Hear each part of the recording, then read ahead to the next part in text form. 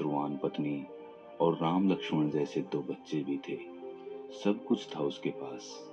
फिर एक दिन उस आदमी के मन में भगवान को पाने की लालसा जगी।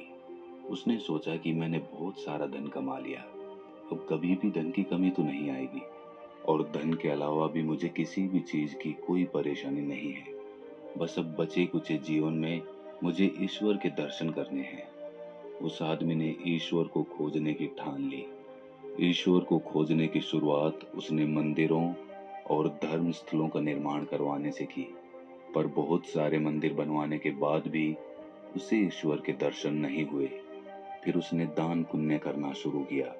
उसने अपने खजाने में से बहुत सारा धन दान पुण्य में लगा दिया, लेकिन फिर भी उसे ईश्वर के दर्शन नहीं हुए। फिर उस आदमी ने सोचा कि अब मुझे बड़े धामों की तीर्थ यात्रा करनी चाहिए। उस आदमी ने बहुत से तीर्थ स्थलों की यात्रा की और उनके दर्शन किए। ऐसे ही 20 साल गुजर गए और उस आदमी को ईश्वर कहीं नहीं मिले। भगवान को पाने की कोशिश करते करते वो इंसान थक गया और आखिरकार एक दिन महात्मा बुद्ध के पास पहुंच गया और कहने लगा कि हे बुद्ध, मैं 20 साल से ईश्वर को खोज रहा हूं, पर मुझे ईश्वर कहीं भी नहीं मिले। क्या आप मुझे ईश्वर को पाने का कोई मार्ग दिखा सकते हैं? उस आदमी की बातें सुनकर महात्मा बुद्ध उससे पूछने लगे कि ईश्वर को खोजना कोई बड़ी बात नहीं है, वो तो बड़ी आसानी से मिल जाते हैं। अच्छा, तुम ये बताओ कि ईश्वर को खोजने के लिए तुमने क्या किया और कहाँ कहाँ खोजा? वो आदमी बुद्ध को सारी बात बताता है कि मैंने बहुत सारे मंदिरों और धर्म स्थलों का निर्माण करवाया, दान पुण्य भी किया और कई सारे तीर्थ स्थलों के दर्शन भी किए, फिर भी मुझे ईश्वर के दर्शन नहीं हुए। महात्मा बुद्ध उसकी बातें सुनकर हंस पड़े और कहा, ठीक है, तुम्हें ईश्वर के दर्शन करने हैं ना, तुम शाम के वक्त मेरे पास आ जाना, तुम्हें ईश्वर मिल जाएंगे। वो आदमी आश्चर्य से भरकर वहां से चला गया। वो सोच रहा था कि बुद्ध मुझे कैसे ईश्वर के दर्शन करा सकते हैं। फिर कुछ देर बाद संध्या होने को आई, पर महात्मा बुद्ध संध्या होने से पहले कुछ ढूंढ रहे थे। उनके शिष्यों ने आकर पूछा कि हे बुद्ध, आप क्या ढूंढ रहे हैं?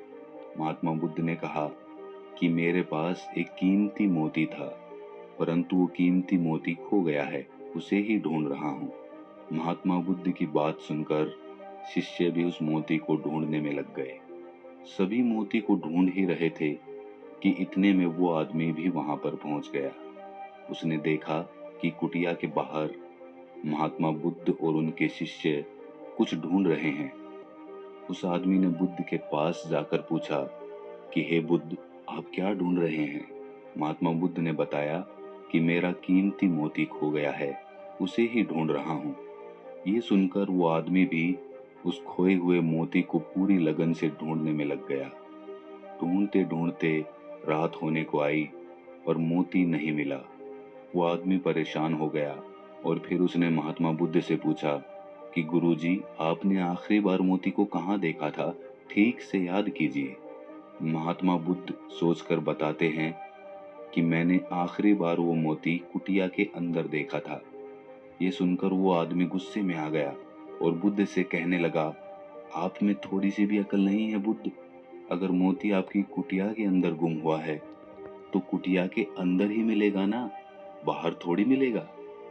आप सब बेकार में इधर उधर ढूंढ रहे हैं और मुझे भी अपने साथ ढूंढवा रहे हैं।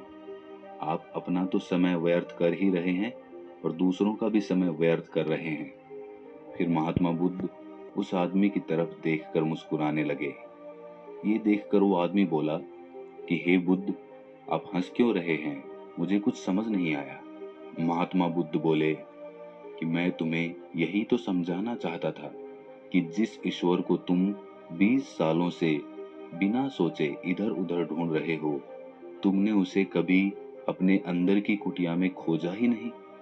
ईश्वर कभी खोजने से नहीं मिलते, उसके लिए तन और मन पवित्र होना चाहिए, तभी ईश्वर के दर्शन होते हैं।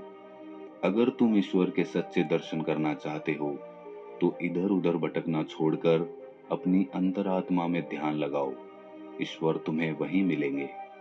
अपने अंदर के ईश्वर को तुम देख लोगे तो हर जगह, हर इंसान में तुम्हें बस ईश्वर ही दिखाई देंगे।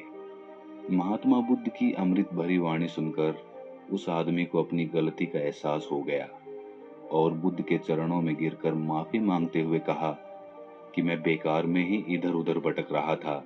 वास्तव में तो ईश्वर हमारे अंदर ही होते हैं।